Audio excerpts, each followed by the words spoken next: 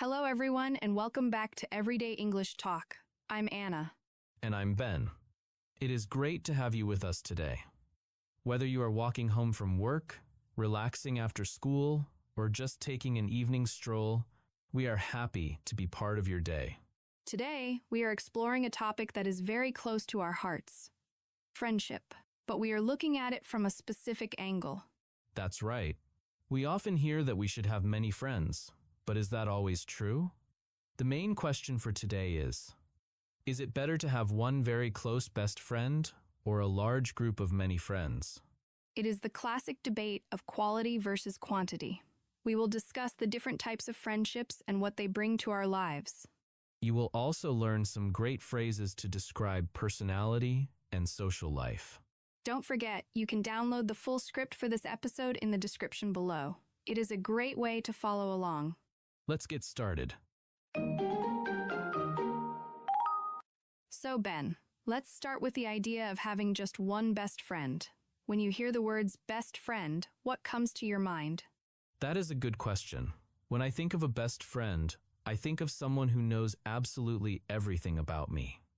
It is not just about hanging out or having fun, it is about a deep connection. I agree completely. A best friend is like a vault for your secrets. You know you can tell them anything, even the embarrassing things, and they will never judge you. Exactly. Trust is the foundation of that relationship. I have one friend, Mark, who I have known since we were 10 years old. We don't talk every single day, but I know that if I called him at 3 a.m. because I was in trouble, he would answer the phone. That is a powerful feeling. Knowing you have that kind of emotional support makes difficult times much easier to handle. Life can be very hard sometimes. We have breakups, job losses, or family problems. Having that one person who stays by your side is priceless. It really is. With a large group of friends, you might have fun, but you might not feel safe enough to cry in front of them. With a best friend, you can be vulnerable. You don't have to wear a mask or pretend to be happy if you are sad. That is so true. It is about easy communication. With my best friend Sarah, we don't even need to use full sentences sometimes. I can just look at her, and she knows exactly what I am thinking. We have so many inside jokes and shared memories that we have our own language. That sounds amazing. It is efficient, too. You don't have to explain your whole life story every time you talk. They already understand your background, your family history, and your past mistakes. You don't have to give them context. Yes, feeling understood is a basic human need. But do you think there are downsides to relying on just one person? Maybe. I guess if you only have one friend, it puts a lot of pressure on them. They have to be your therapist, your movie buddy, and your travel companion all in one. That is a heavy load to carry. That is a fair point. And if you have a conflict with that one person, it can feel like your whole world is falling apart. If you fight with your best friend, you might feel incredibly lonely because you don't have a backup network. Conflict is rare with best friends, though, don't you think? Or at least, serious conflict is rare. Because you know each other so well, you tend to forgive each other faster. You know their intentions are good. I think fewer conflicts happen because you are usually on the same wavelength, but when fights do happen, they are painful. However, I still think the depth of the relationship is worth the risk. Me too. I am definitely someone who prefers deep conversations over small talk. I would rather spend 3 hours talking to one person about life, dreams, and fears than spend 3 hours at a party making polite conversation with 20 people. I am the same way. Small talk drains my energy, but a deep conversation with a close friend recharges me. It is like therapy, but free. And funnier.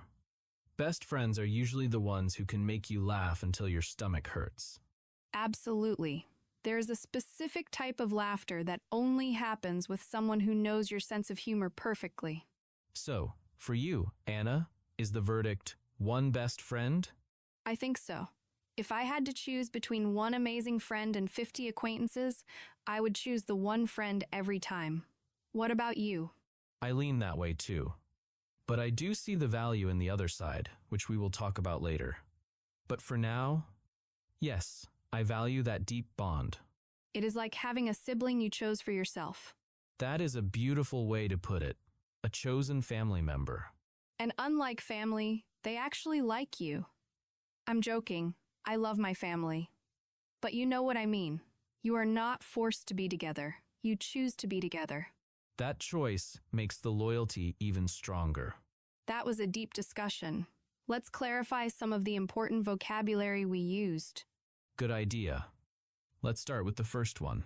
First, count on someone. It means to rely on someone or trust them to help you.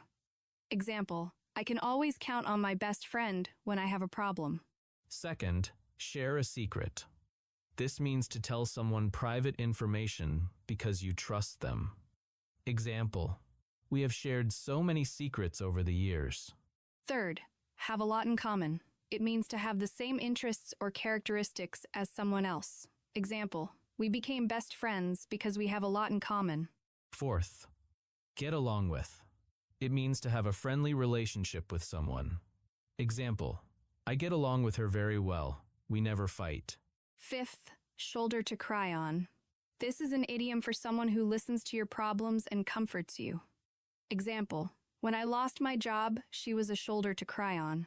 So listeners, we want to ask you about your own life. Do you have one person you trust with everything? Or do you prefer to keep your thoughts to yourself? Share your experience with us in the comments. For example, tell us, my best friend is, or I prefer to solve problems alone. Now, let's flip the coin. We talked about the intense bond of a best friend, but there are people who thrive on having a huge social circle. They are always surrounded by people. Yes, and I honestly admire those people sometimes. Having many friends brings a completely different energy to your life. It brings variety. Variety is the spice of life, right? When you have a large group of friends, you get to interact with many different personalities. You are not stuck with just one point of view. Exactly. If you only talk to one person, you might just echo each other's opinions. But if you have 20 friends, you will hear 20 different perspectives on a problem. It helps you grow and learn new ideas. Also, different friends are good for different things. This is a very practical way to look at it. What do you mean by that? Well, imagine you love hiking, but your best friend hates the outdoors. If you only have one friend, you never go hiking. But if you have a large network, you probably have a hiking friend. I see. So you have a movie friend, a coffee friend, and a party friend. Exactly. You categorize them based on activities. It sounds a bit cold, but it actually works well. You don't expect one person to be everything for you. You have a soccer buddy who you only see on weekends. You have a colleague you grab lunch with. You have a neighbor you chat with about gardening. That actually takes the pressure off, doesn't it? You can enjoy different parts of your personality with different people. Precisely. And it creates more social opportunities. If you have many friends, you are always getting invited to things. Parties, dinners, trips, concerts. Your calendar is always full. That sounds exhausting to me, but for an outgoing person, that sounds like paradise. It is great for networking too. Oh, absolutely. We cannot ignore the professional benefits. A large network can help you find a job, find an apartment, or fix your car. If you know 50 people, chances are one of them knows a mechanic who can give you a discount. That is the power of a network. It is not what you know, it is who you know. It is true. And I think having a large group can make you more adaptable. You learn how to talk to different types of people. You become better at social skills because you are practicing them all the time. You definitely become less socially awkward. You learn how to break the ice and make small talk with strangers. And there is a safety in numbers. If one friend is busy or moves away, you are not left completely alone. You have a backup support system. That is a very valid point. I remember when my friend Sarah moved to another country for a year. I felt very lonely because I had put all my eggs in one basket. If I had a bigger group, I would have had other people to hang out with. Right. A large social circle is like a safety net. It catches you when you fall. It might not be as deep or intimate as a best friend, but it is wide. It is also fun. There is a special energy in a big group. When you go out for a birthday dinner with 10 people, the laughter is louder, the atmosphere is more exciting, it feels like a celebration. Yes, big groups generate excitement. It helps you get out of your comfort zone. A best friend might encourage you to stay home and watch Netflix. A big group will drag you out to a karaoke bar or a dance class. And you might discover new hobbies you didn't know you liked. Exactly. You experience more of the world through their eyes. One friend might introduce you to sushi, another to jazz music, another to rock climbing. So, having many friends makes your world bigger. Yes, it expands your horizons. It keeps life fresh and interesting. You are never bored because there is always someone new to talk to. I can see the appeal. It prevents you from getting stuck in a rut. It does, but it requires a lot of energy to maintain. You have to remember a lot of birthdays. Oh gosh, the birthdays. That alone is a reason to have fewer friends. But if you are an outgoing person who loves energy, the effort is worth it. We mentioned some really useful expressions there. Let's explain exactly what they mean. Absolutely. Here is the first phrase. First, expand your circle. This means to increase the number of people you know. Example, joining a language class is a great way to expand your circle. Second, get out of your comfort zone. This means to do things that you are not used to doing. Example, my new friends helped me get out of my comfort zone and try sushi. Third, social butterfly. This is an idiom for a person who is very social and easy to talk to. Example, she is a real social butterfly. She talks to everyone at the party. Fourth, meet new people. This is a simple phrase for making new connections. Example, I love to travel because I like to meet new people. Fifth, broaden your horizons. This means to learn or experience new things. Example, having diverse friends helps to broaden your horizons. So listeners, what about you? Are you a social butterfly who loves meeting new people? Or do you find it tiring? Tell us in the comments. You can say, I love big groups because, or I prefer small groups because. So, Ben, we have looked at both sides. We have the deep connection team and the big network team. But is it really one or the other? Life is rarely black and white, Anna. I think most people fall somewhere in the middle. It is the classic question of quality or quantity. Most people would automatically say quality. We are taught that quality is always better, but as we discussed, quantity has its own quality. That is a clever way to say it. I think it largely depends on your personality type. Are you an introvert or an extrovert? We should explain those terms quickly. An introvert is someone who usually prefers small groups or alone time. They lose energy when they are around too many people for too long. Right. And an extrovert is the opposite. They gain energy from being around people.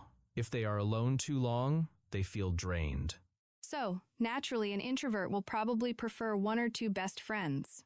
A big group party is actually tiring for them. They want to go home and recharge. Whereas an extrovert loves the chaos of a big group. They feel alive when there is noise and activity. So for them, many friends is actually a better need. But even extroverts need someone to trust, right? You can have 100 friends and still feel lonely if no one really knows you.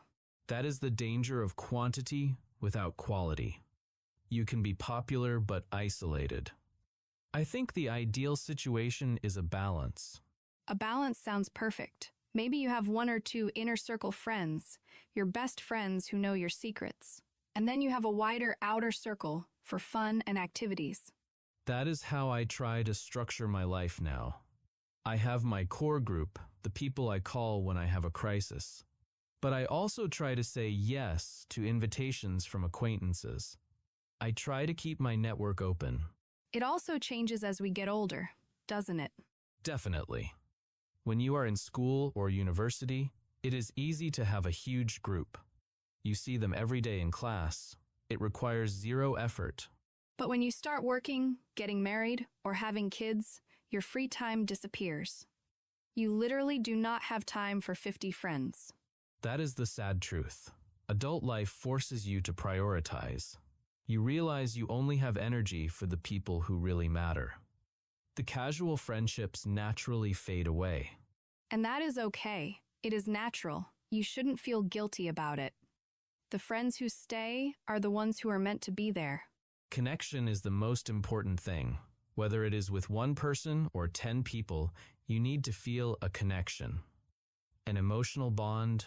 I agree. It is about what makes you feel happy and supported.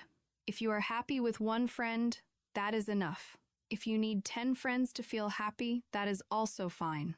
There is no wrong way to do friendship. I think we should also remember that we can be our own best friend too. Oh, that is deep, but true. If you are comfortable with yourself, you don't need to depend desperately on others. Exactly.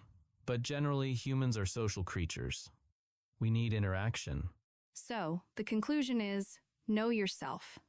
If you are exhausted by people, focus on one good friend. If you are bored alone, go out and make more friends.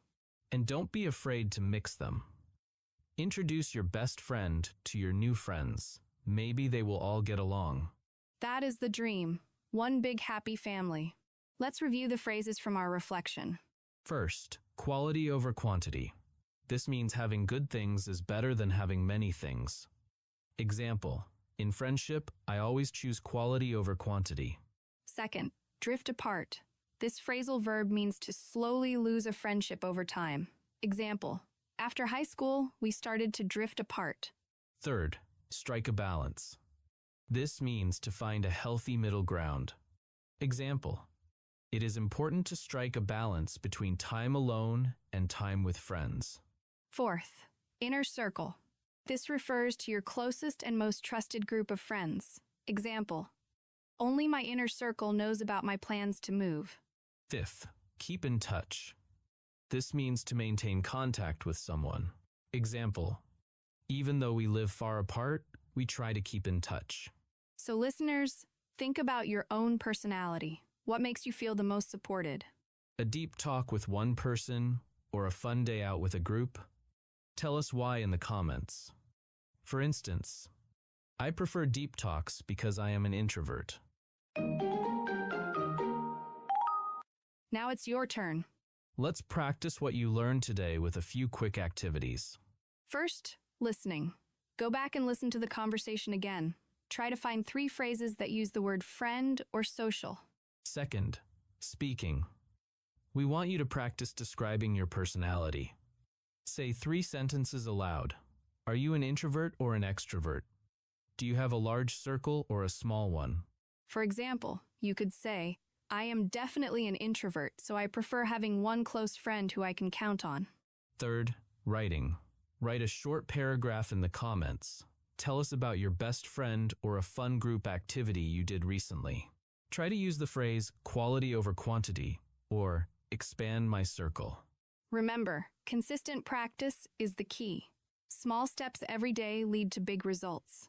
That's right. Don't be afraid to make mistakes. Just keep practicing. Let's recap the main points from today's episode. We explored 2 very different styles of friendship. We learned that having one best friend offers a deep connection. It gives you a shoulder to cry on and someone you can really count on during hard times. This is often perfect for introverts. On the other hand, we discussed that having many friends helps you expand your circle. It brings variety and helps you get out of your comfort zone. This is usually great for social butterflies. Ultimately, there is no right or wrong answer. It is about striking a balance that works for you. Whether you have 1 friend or 20, the most important thing is that you feel supported and happy. Thanks for listening to Everyday English Talk. We really enjoyed discussing this topic with you. We hope this episode helps you reflect on your own friendships. Are you a quality person or a quantity person? Don't forget to download the free PDF transcript and vocabulary exercises in the description. It will help you review the new phrases we learned today. And please leave a comment. We love reading your stories and getting to know our listeners better. We will see you next time for another interesting conversation. Bye for now.